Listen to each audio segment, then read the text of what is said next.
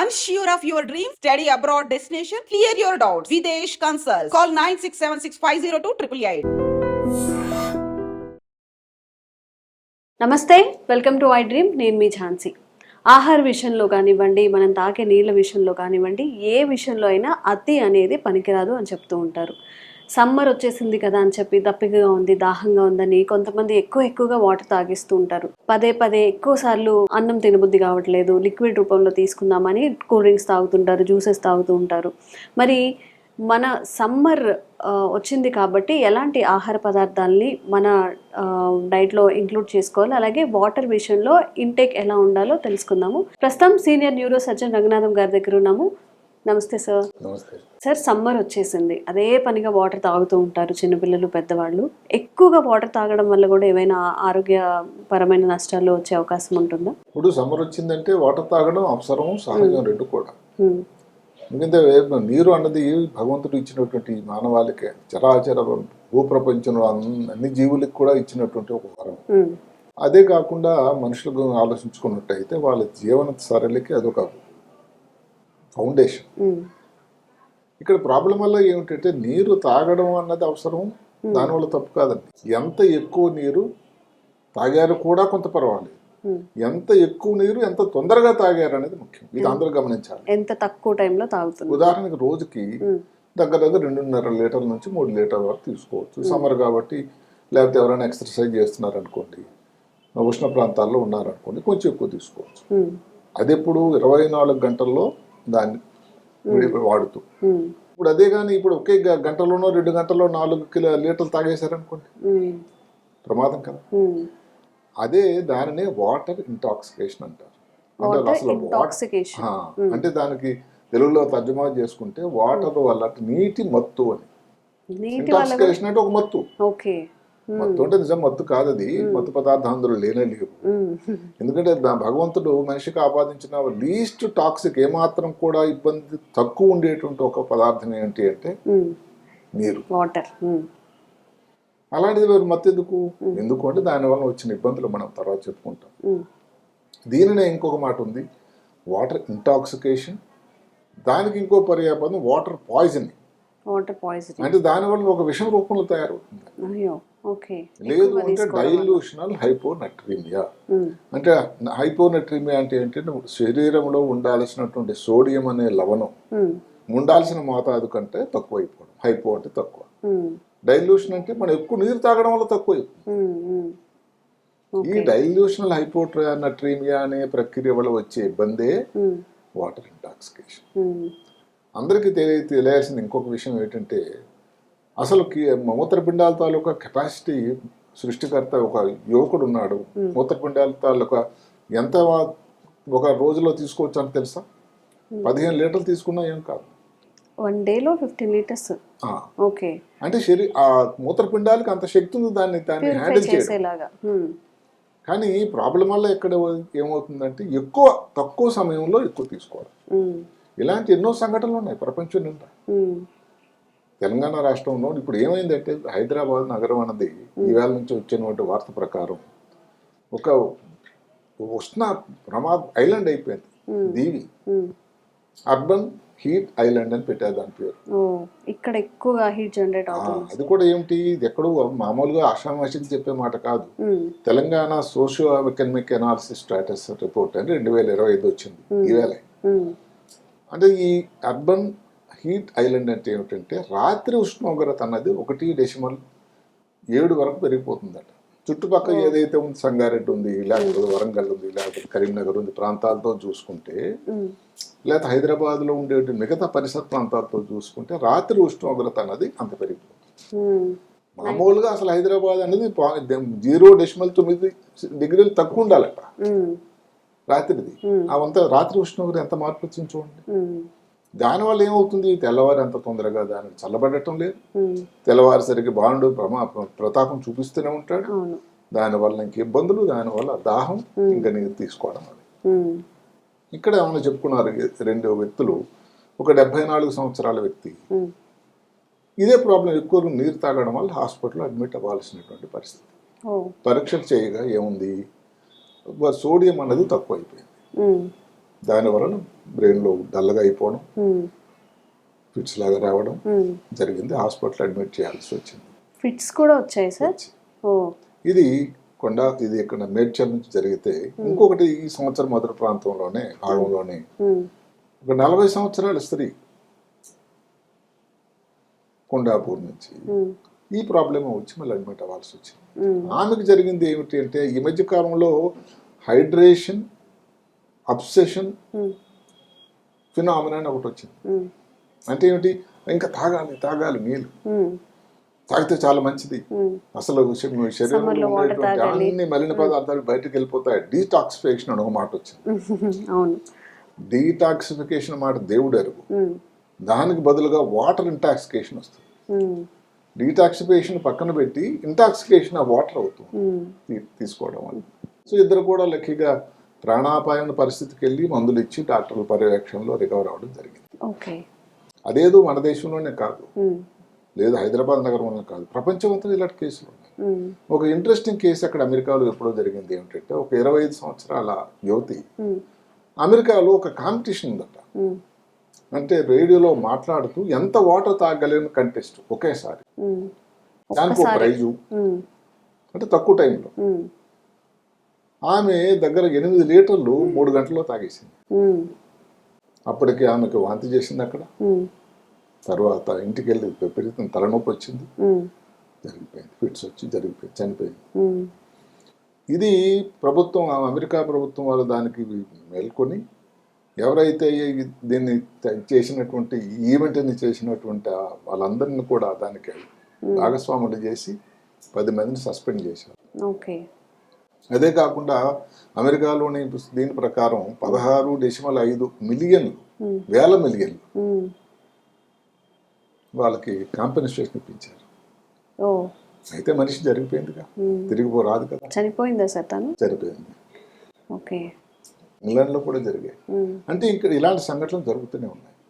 కొంతవరకు దీనికి కారణం ఏంటంటే, ఏదైతే సోషల్ మీడియా ఈ ట్రెండింగ్, ఒక ట్రెండింగ్ వచ్చింది. ఏమిటి ఆ ట్రెండింగ్?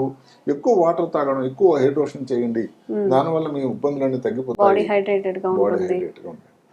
బాడీ హైడ్రేషన్ వరకు సరే, ఇందాక చెప్పినట్టుగా ఏమిటంటే వాటర్ తాగడం తప్పు కాదండి, అందరూ గమనించండి. ఎంత తొందరగా, ఎంత తక్కువ టైంలో, ఎంత ఎక్కువ తీసుకున్నారన్నది ప్రామాణికం. గంటలో 1.5 అంటే 1.5 లీటర్ల కంటే ఎక్కువ తీసుకోకూడదు. అంటే మీరు ఓవర్లోడ్ చేసేస్తున్నారు, మూత్రపిండాలు పని చేయడానికి మీరు సమయం అవకాశం ఇవ్వట్లేదు కదా. దానివలన ఏదైతే ఉందో అందులో వాటర్లో ఏముంటుంది, ఒక్క వాటరే ఉంటుంది. అందులో ఎలక్ట్రోలైట్స్ ఉంటాయా, ఏవైతే ఉన్నాయో ఈ పదార్థాలు, సోడియం కానీ, పొటాషియం కానీ, కాల్షియం, మెగ్నీ, ఇలాంటివన్నీ ఉంటాయి. అందులో ఎంత ఉంటుంది, దానివలన ఈ ప్రాబ్లం వస్తుంది. దానికి ముఖ్యమైన కారణాలు ఆలోచిస్తే మనం చెప్పుకున్నటువంటి వాటర్ కంటెస్ట్లు, రెండోది ఈ అథ్లెట్స్ ఏదైతే వేసవకాలంలో రన్నర్స్ ఉంటారు, పరుగు ప్రయత్నం చేస్తూ ఉంటారు. సో వాళ్ళకి వాటర్ అందించే వాళ్ళు చాలా మంది ఉంటారు, మధ్యలో చూస్తూ ఉంటుంటారు. ఆ వాటర్లో ఈ ఎలక్ట్రోలైట్స్ కానీ తక్కువైతే ఈ ప్రాబ్లం అనేది వస్తుంది. అది కాకుండా ఇంకోటి ఏంటంటే వాటర్ థెరపీ, మనం చెప్పుకున్నట్టు వాటర్ ట్రీట్మెంట్. ఈ కారణాలు, కొన్ని కారణాలుగా మనం చెప్పుకోవచ్చు.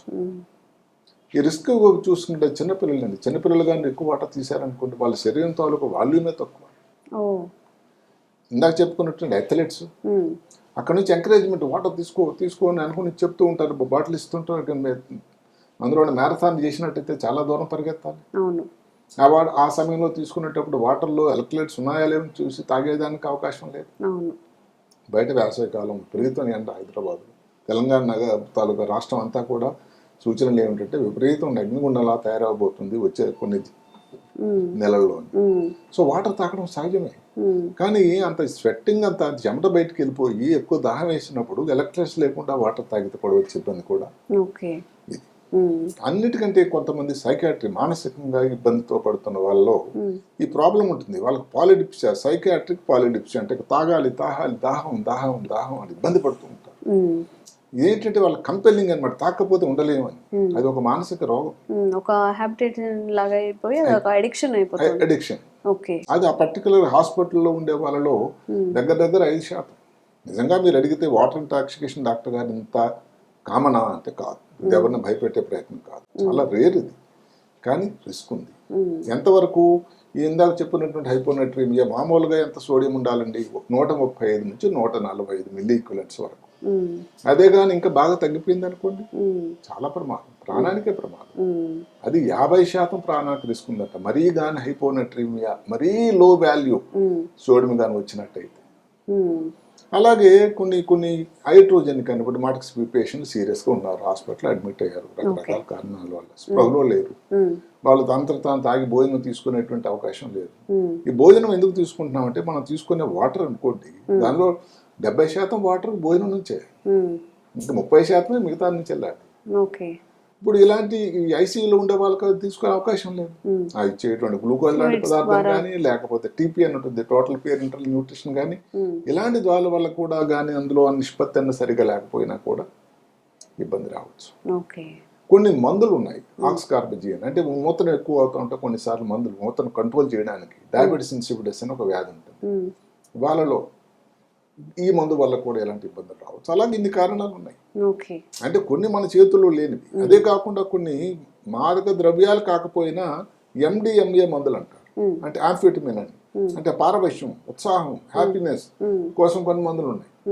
ఆ మందుల వల్ల కూడా అసలు మామూలుగా ఆంఫెటమిన్ చాలా మంది పిల్లకాయలు ఏంటంటే చదువుకునే టైంలో నిద్ర రాకుండా ఉండడానికి వేసుకునే మందు, చదువు కోసం నైట్ అవుట్ చేయాలంటే, అది అంత మంచి విషయం కాదు. వీటి వల్ల కూడా రావడానికి ఆస్కారం. మరి ఇంత ఇబ్బంది డాక్టర్ గారు ఎందుకు వస్తుంది అని అడగచ్చు. మామూలుగా శరీరంలో కణాలు ఉంటాయి, మనం వాటర్ తీసుకున్నప్పుడు బయట ఉంటుంది, కణాలు లోపల వెళ్ళదు వాటర్. ఈ బయట ఉండేటువంటి వాటర్ తాలూకా సాంద్రత తక్కువ ఉంటుంది, ఈ లోపల ఉండేటువంటి కణాల తాలూకా సాంద్రత ఎక్కువ ఉంటుంది. పక్క పక్కన ఉండేసరి ఒక తర్వాత ఈ రెండింటి మధ్యన ఒక తేడా రావడం వల్ల ఆ పొర మెంబ్రేన్ ఉంటుంది, కణాల తాలూకా మెంబ్రేన్ పొర. ఈ ఆస్మాసిస్ అనే ప్రక్రియ ద్వారా బయట ఉండేటువంటి నీరు లోపలికి వెళ్ళిపోతుంది. సో అక్కడ ఉండే కణం బాగా ఇదైపోతుంది, స్వెల్లింగ్ అయిపోతుంది.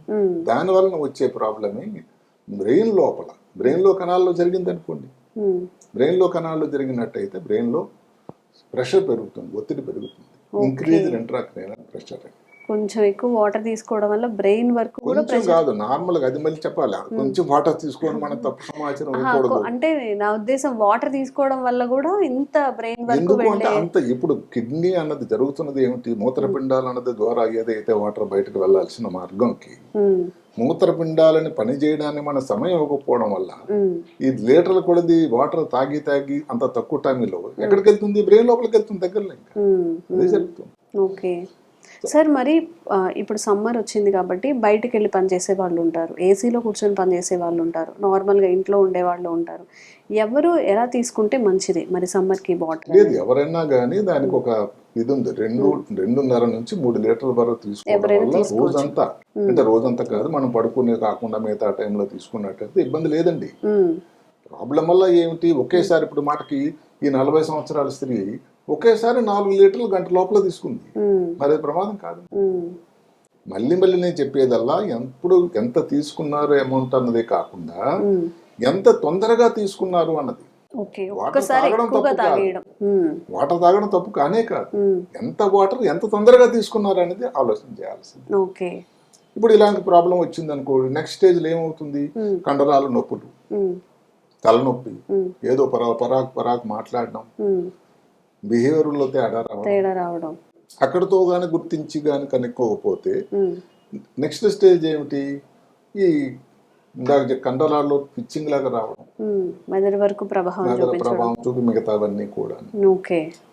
ఈ హార్ట్ రేట్ బ్రాడికార్డి అంటాం, అది ఏదైతే ఉందో గుండె కొట్టుకోవడం, స్పందన అనేది తక్కువగా ఉండడం, పల్సర్ ప్రెషర్ ఉంటుంది, అంటే బీపీలో 2 భాగాలు ఉంటాయి, పైన ఉండేదాన్ని సిస్టాలిక్, కింద ఉండేదాన్ని డైస్టాలిక్ అంటాం.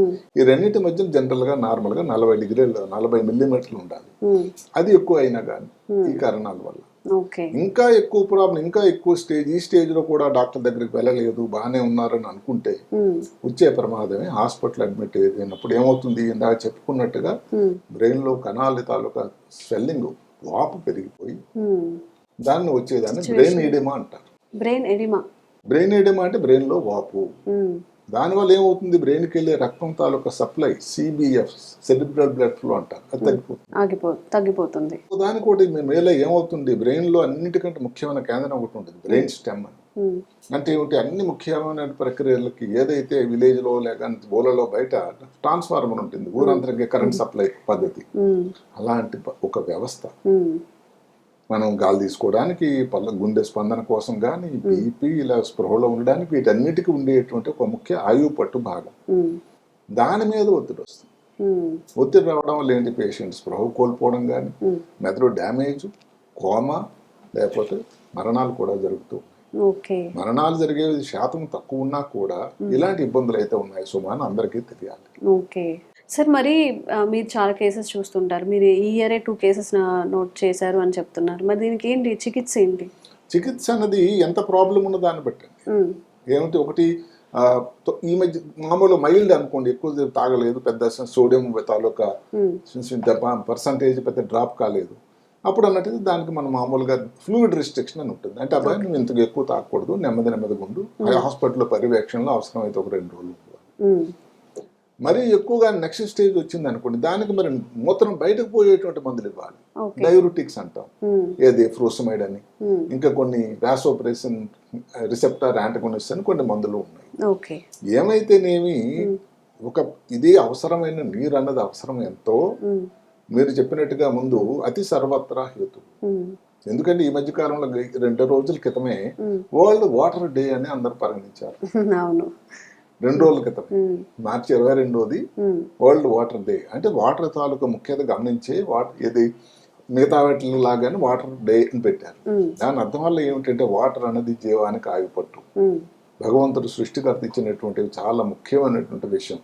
దీనికి పేదవాడు కానీ భాగ్యవంతుడు కానీ ఏదో తరతమ భేదాలు ఏమీ లేవు. ఇబ్బంది అలా ఏమిటంటే ఎక్కడన్నా కానీ ఇప్పుడు సాల్ట్ అప్పుడు మనం చెప్పుకున్నాం, సాల్ట్ ఎక్కువ తీసుకోకూడదు. సాల్ట్ మేము ఎక్కువ తీసుకుంటే ప్రాబ్లం ఎంతో, సాల్ట్ తక్కువైనా ఇంతే ప్రాబ్లం చూస్తున్నాం కదా. ఏది కూడా అతి ఉండకూడదు. అలాగే షుగర్ ఎక్కువ తీసుకోకూడదు. భోజనం చేసినప్పుడు ఏం చెప్తాం, 80% మాత్రమే పొట్ట నిండుగా ఉండాలి, 20% ఖాళీగా ఉండాలి. ఎందుకంటే దాన్ని జీర్ణం అవ్వడానికి, జీర్ణ ప్రక్రియ అవ్వడానికి ఒక సమయం కల్పించాలి. అలాగే నీరు కూడా తీసుకోవడం అన్నది ఎంత ముఖ్యమో, తక్కువ సమయంలో ఎక్కువ తీసుకోకుండా ఉండడం, లేకపోతే వచ్చేటువంటి ఈ నిద్ర మత్తు, వాటర్ ఇంటాక్సికేషన్ గా బారిన పడి ప్రాణానికి రిస్క్ కూడా ఉండేటువంటి ప్రమాదం ఉంది. ఓకే, ఇంత జరుగుతుంది. మనం అంటే సమపాళ్లలో ఏ తినాలి, ఎక్కువ తిన్నా విషం అయిపోతుందా, సూత్రం అయితే అదే. వాటర్ ఎక్కువ తాగినా గానీ మళ్ళీ మన బాడీకే డ్యామేజ్ అనుకోవచ్చు. వాటర్ ఏం విష పదార్థం కాదు కదా, భగవంతుడు ఇచ్చినటువంటి మోస్ట్ లీస్ట్ టాక్సిక్, ఏ మాత్రం కూడా విష ప్రాబ్లం లేదని. ఇంకొక ఇబ్బంది ఏంటంటే ఎవరైనా నిందించే ప్రయత్నం కాకపోయినా సోషల్ మీడియాలో ఈ ట్రెండింగ్లు కానీ, ఈ దీని గురించి వాటర్ ఖాళీ బాటిల్ పెట్టుకుని కొంతమంది సెలబ్రిటీస్ ఇప్పుడు నేను వాటర్ తాగుతున్నాను, బాగున్నాను, ఆరోగ్యం నువ్వు కూడా ఉండను. ఇంకా కొంతమంది వాటర్ బాటిల్స్ వచ్చాయి ఇంట్రెస్టింగ్, దాని పేరు స్వాన్లీ అను లేకపోతే ఓలా అని. మీకు తెలుసా వాటర్ బాటిల్ కాస్ట్ ఎంతో? 9-10 వేలు. అంటే వాటర్ గురించి విచిత్రమైన కొన్ని స్టాటిస్టిక్స్ చెప్తుంటే కాస్ట్ లిస్ట్, 1 లీటర్ వాటర్ తాలూకా కాస్ట్ లిస్ట్ ఎంత తెలుసా? ఫెలికో జ్యువెలరీ వాటర్ ఒకటి ఉందట, అది 1,16,000 1 లీటర్ బాటిల్. దానిలో నిజంగా బంగారం ఉందో వెండి ఉందో దేవుడే ఎరుక. బంగారం కూడా అంత రేట్ ఉండదు కదా, అంటే 1 లీటర్లో. అందుకని దాని పేరు ఫెలికో జ్యువెలరీ వాటర్ అని పెట్టారు. ఇలాంటి ఫ్యాట్స్ అన్ని వచ్చాయి, ఉన్న వాళ్ళందరూ చేస్తున్నారు. నేను సెలబ్రిటీస్ ని నిందించడం కాకపోయినా వాళ్ళు కొంతమందికి ఇన్ఫ్లుయెన్సర్స్, గేమ్ చేంజర్స్. అలాంటి ఎలాగైతే సిగరెట్ తాగడం ప్రమాదకరం అని మనం ఏదైతే బ్యాన్ చేయడం కాకపోయినా వాటర్ తాగండి, హైడ్రేషన్ గా ఉండండి, కానీ ఒకేసారి తక్కువ సమయం ఎక్కువ తాగకుండా ఉండాలని చెప్పేటువంటి బాధ్యత కూడా వాళ్ళకు ఉందని నేను అనుకుంటాను. నిజంగా సార్, ఒక చిన్న బాబుకి, ఒక 5 years బాబుకి మనం ఎక్కువ ఫుడ్ తినిపించినా, అంటే తన కెపాసిటీకి ఎక్కువగా మనం ఆహారం పెట్టినా కానీ తను తీసుకోలేడు కాబట్టి 5-6 కిలోలకి ప్రేమతో మనం ఎక్కువ పెడుతుంటే ఏమవుతుంది, తను ఒబెసిటీ అవుతాడు.